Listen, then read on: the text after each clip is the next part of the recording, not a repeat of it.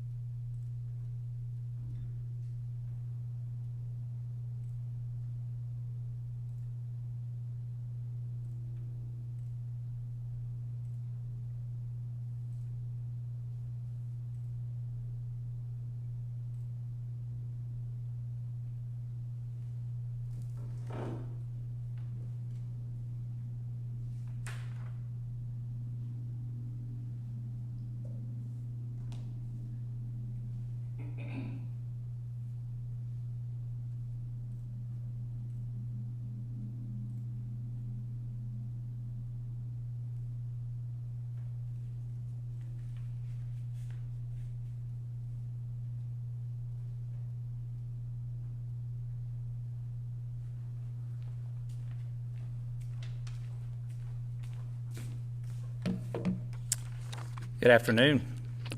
Hope everyone's enjoying this beautiful Saturday. It's really a beautiful day out there. The pollen's a little bad and humidity is not too bad. Of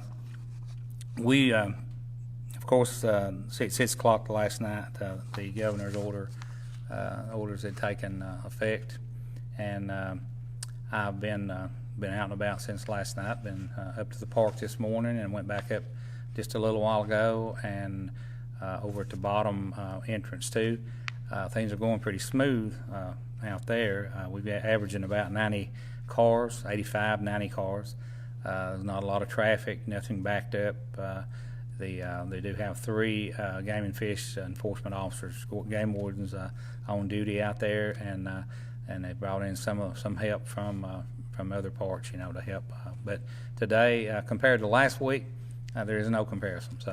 But we'll wait, an answer from our governor as far as whether he will agree with the commission, as we did the other night with our resolution, whether he'll close the park or not.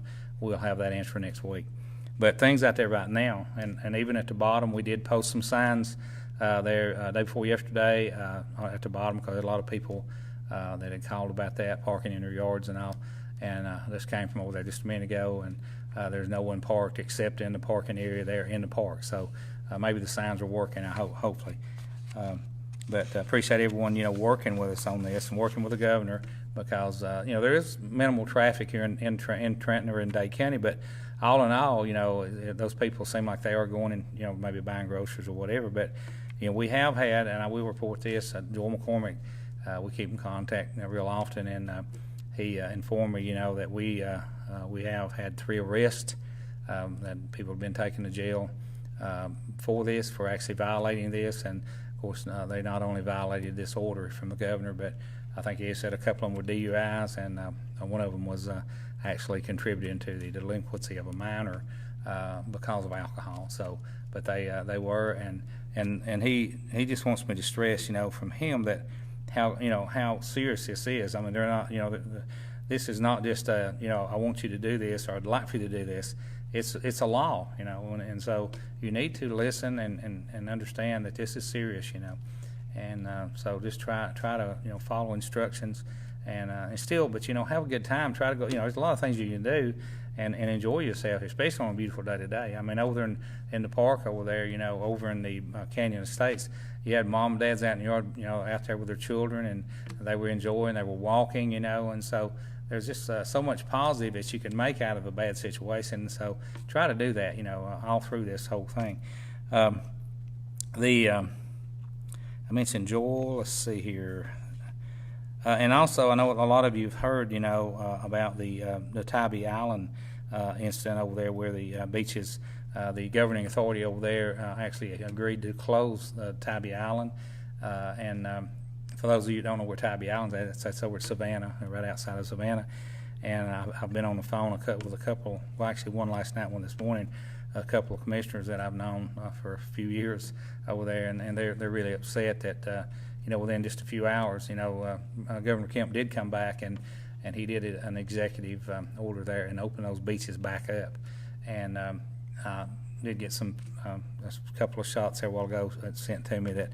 And there's a lot of people there. I mean, it's just amazing, So, right or wrong, I still say that we feel, our commission, of course, and this is the way they feel. They know what's best for their community and where they live at. And I agree with them 100%. And I think we feel that way in Dade County.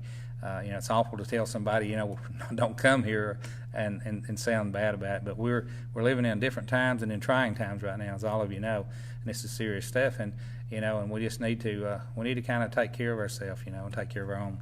So, but we'll let you know next week how that happens, because it's kind of a similar situation here with the park, So look at it however you want. But anyway, I also want to mention that a lot of you, I guess we had 3 calls yesterday, and maybe I think Diane had a couple calls, Carrie's had calls about our absentee ballots.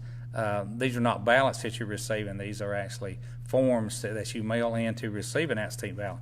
Now, from what I understand, every person registered in the state of Georgia are receiving these, and they, a lot of them, I think they started receiving them day before yesterday, and so it's not some scam. That's what people are calling about. They're worried, especially some of the older people's, younger people that their daughters and nephews or whatever, they were worried that it was some kind of scam, but it's not. And it's up to you, if you want to vote absentee. You don't have to.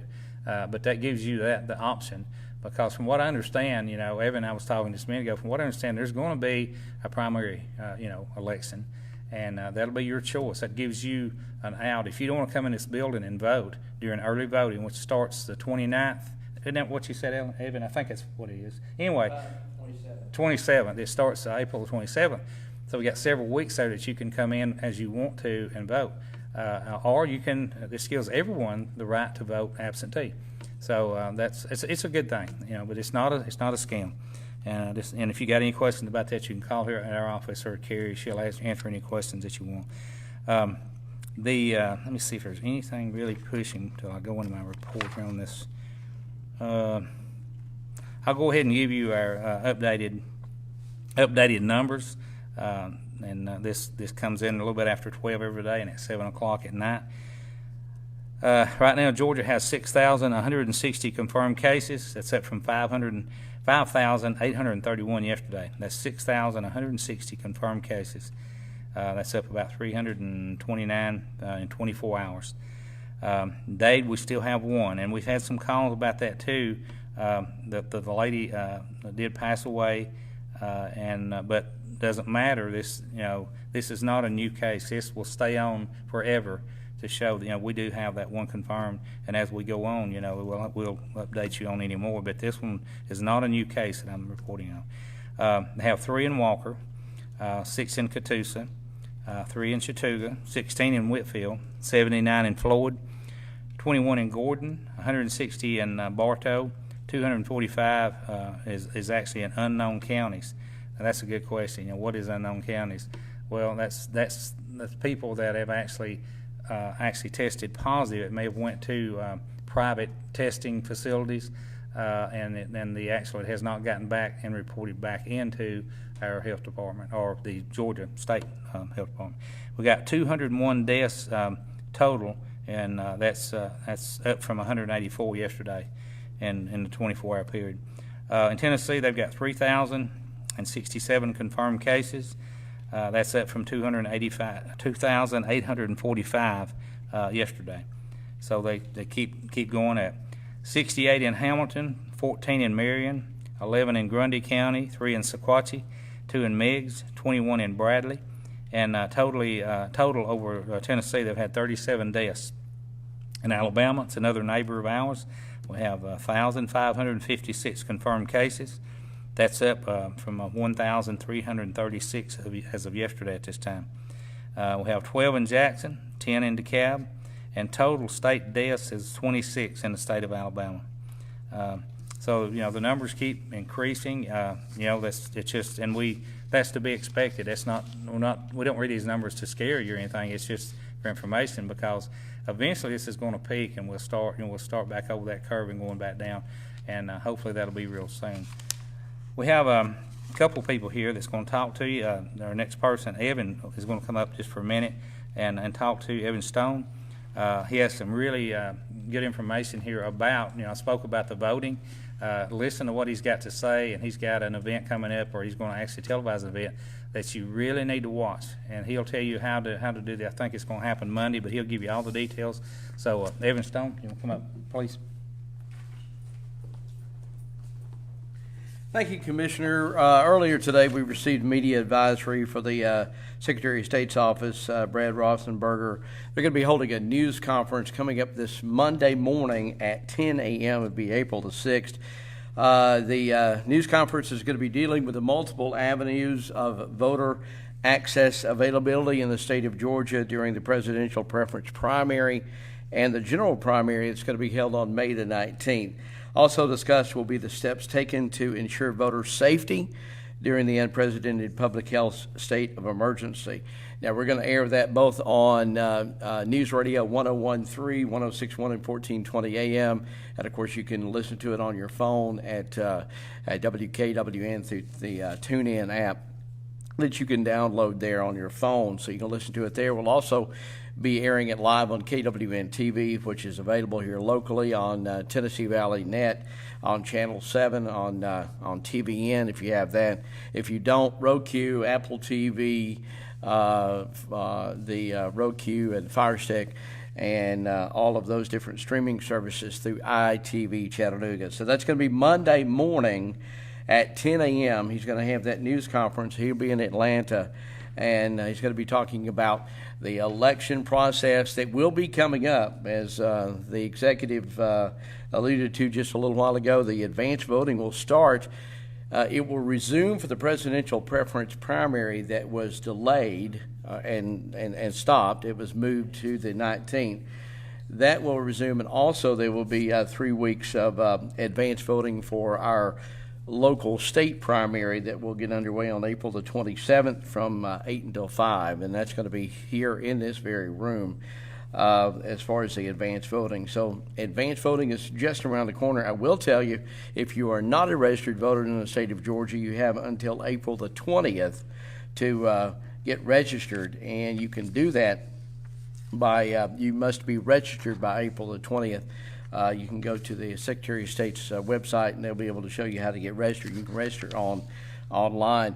But just to reiterate, a lot of folks, if you have voted in the last several years and you're a registered voter, whether you're a Democrat, Republican, Independent, if you've voted, if you haven't already, you're going to be receiving a absentee request in the mail. Now, these are not the ballots, obviously. And to go along with, we interviewed the Secretary of State last Monday morning. He advised us it's going to be going out to every registered voter This is going to give you an opportunity to be able to request an absentee ballot. Now, you fill it out, and you will send it. If you'll notice, it comes back. If you live in Walker County, you'll send it. It'll go back to Walker County. It's already got the address on it. And you fill it out, and you'll send it back like Luana here in Dade County. She will get that, enter the information, and then they have a third party, they call it vendor, that will actually mail you a ballot on whatever you ask for, whichever ballot you ask for. But Monday morning, be listening, 10 a.m., that's April the 6th, and he's going to address many concerns that we have about the election process that as of this morning when they sent this out is still scheduled for May the 19th, with the first day of advance voting coming up April the 27th. Thank you, Commissioner. All right, thank you, Ed. We have another person here, a guest that wants to talk to you today, very critical part of Dade County, and I'll bring her up, Miss Lisa Stevens. She's our outpatient clinic manager for Lookout Mountain Community Services. So, Lisa, if you want to come up and just take all the time you want, okay? Hi, my name is Lisa Stevens, and as Mr. Rumley stated, I'm the clinic manager for Trenton Lookout Mountain Clinic. One of the things that I'd like to talk about today is, are you okay, Carrie? Yes. One of the things I'd like to talk about today is, as we're all in isolation, is some of the things that we're going through, and some of the issues that are increasing are depression and anxiety and isolation. As we do this, I'd like for you to pay attention to the family members and recognize these symptoms. I know when I talk to my patients, a lot of them are talking about how social distancing is creating problems with not being able to reach out to their friends and their other family members. Please remember that social distancing is not social isolation. Take the time to call family and friends, do FaceTime, and connect with the people that you usually connect with on a regular basis. Another thing that I would really like for all of you to do is create a schedule for yourself. That schedule can be as simple as getting out of bed, brushing your teeth, making breakfast, and if you have children, please include that they're going to be doing homework or create activities for them. Some of these activities can be very simple, as creating an obstacle course, time outside, making bubbles. But make sure that you include some self-care for yourself also, as going for a walk or taking a bubble bath. There's several resources that are available. I brought in a whole lot of them. Carrie may be uploading them as we speak, but some of the major ones are the crisis text line, which is 741-741. They have counselors that are available 24/7. It's a warm crisis line, which means that there's counselors available 24/7. They can talk to you about the anxiety and the depression that you're feeling. And then we also have GCAL, which is 1-800-715-4225, which will send a team to your home if you're having any suicidal thoughts. This is a time that we all need to take care of each other.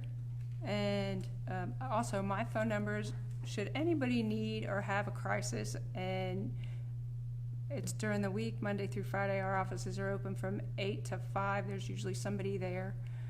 The office number is 706-956-5526.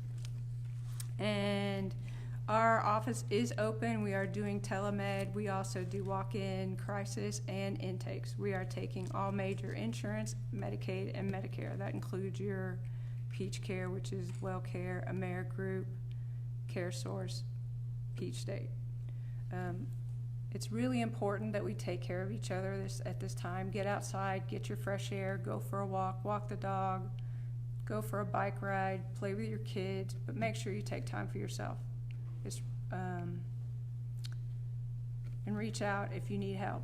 We do have several resources for food to help with bills, and Carrie does have a list of those. I have a list of those. So if you need those resources, please reach out. Okay.